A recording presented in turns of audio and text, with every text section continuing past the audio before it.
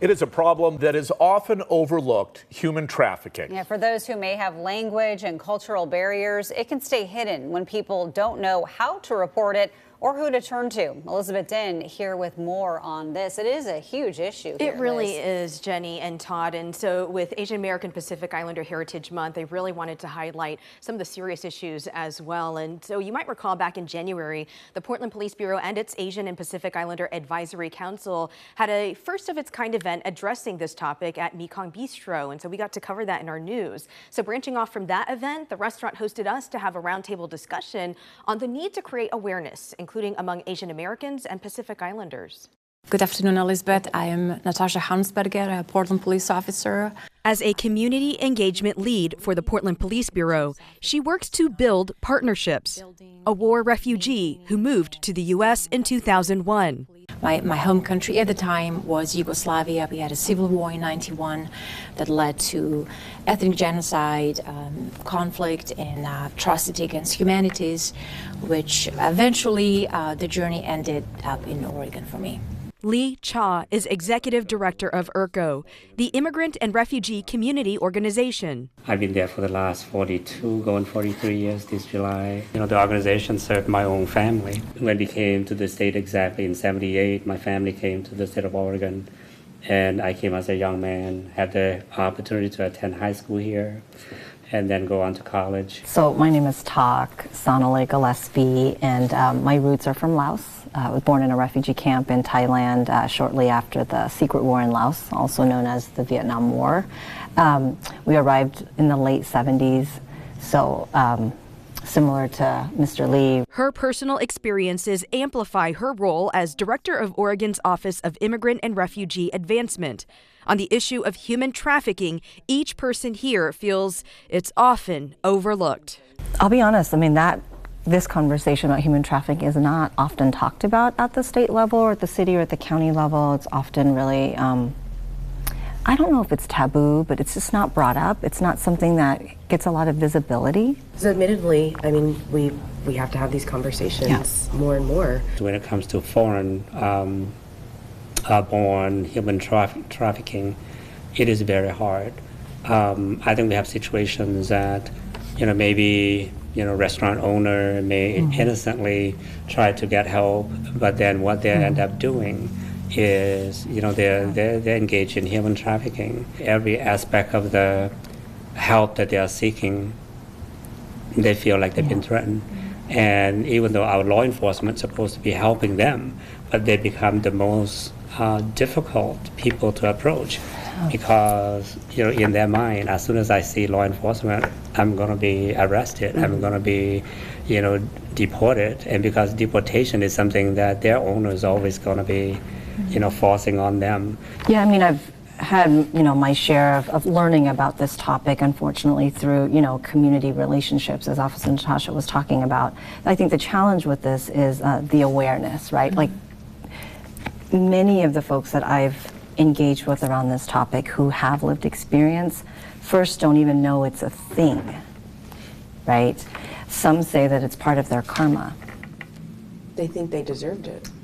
This is what this is part of my journey. This is part of my karma. There's nothing I can do, right? It's something I did in the past life, right? And there are some who are like, I am grateful to be here. I'm grateful to have a job. I'm grateful to have made it here safely. So why would I argue with that? Why would I create any change in my life, right? I would be seen as ungrateful. And then there's the power piece, right? Well, particularly in at least I'll speak for in the Southeast Asian Lao community, right? Men, women, there's a difference in gender, and that power piece also comes into play. So to your point, it is very complex, and my experience has been so varied, and it's fascinating to see, while we're trying to help people get out, there are folks who are like, get out of what? Right? This is a part of my journey. What can all of us and the people watching this, what are things that we can do to be more aware of how to spot that before we start the conversation? I have to say, we often ask our survivors and victims after we do our interviews and series of interviews, where we failed you. did you ever have ability to interface a police officer, a nurse, a teacher, and signal, and we just didn't see it, right? Because they will rarely, if ever, call 911. It's most likely going to be an ER nurse doing a random, medical screening and just asking questions, basic questions. Are you safe? You look distressed. Use a language interpreter. Do not use people that are accompanying a possible victim, representing themselves as family members, aunties, partners. Be cautious about that. Ensure that a victim or survivor has utmost privacy and offer them independent language access to be able to tell a story, right?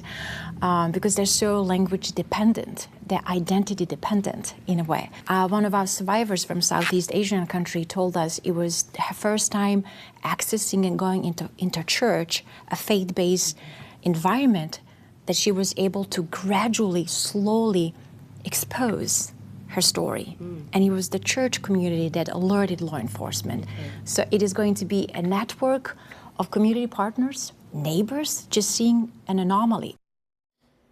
Yeah, and that last part is so important. So it's not always the person who's going through it that might even know that they're going through it. So Jenny and Todd, that's why I wanted to reiterate that we all together have to work to look at what's going on in our communities. It's so easy to just keep moving forward and not think that this isn't going on in our community. It really is. And while this was in Portland, we know that our area is really big. And so this is happening all over, people of different ages and backgrounds.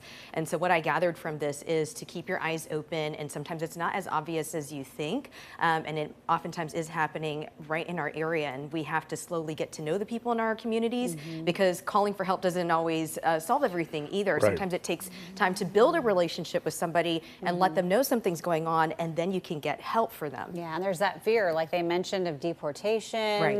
They come here and they think, well, I'm here, it's the land of opportunity, but that doesn't mean that bad stuff should also, should be happening. Right, because they don't know. They think, oh, I'm better off than the place I was before, but not knowing that someone is taking advantage of you. And sometimes it does take that neighbor, that customer, right, that fellow person at the church to notice that something's not right, and then slowly get to know them and get them that help they need. Very interesting report, Liz. Yep. Thank you. Thanks, Liz. Well,